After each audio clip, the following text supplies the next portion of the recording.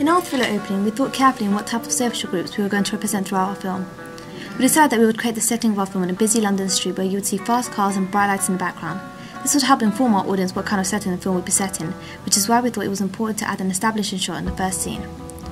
The reason why we chose a busy urban setting as opposed to a more natural rural area is because we wanted to develop a thriller feel from the moment that they see our film. It would help create suspense, anticipation and a mystery to our movie. Many iconic movies have used busy settings to represent their thriller film.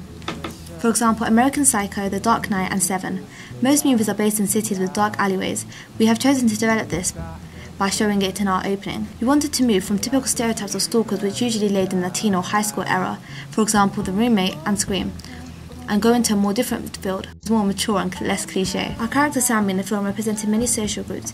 She was a protagonist, so when the audience would watch the film they were seeing it through her perspective and were going to be on her side rather than the antagonist. By showing that Sammy was being victimised, we made sure that the shots in our opening scene, which was her recurring dream, were showing Sammy from a stalker's perspective, which creates the whole stalker feel, and it showed her through high angle, which helped create her being weak and less powerful. We made sure that the character's costume was formal by her wearing a black skirt, white blouse and heels to represent an early 20s woman making her way home. As I have shown, our character has took on many social groups and represented a range of social groups both developed and thriller conventions challenged to make our character different and unique.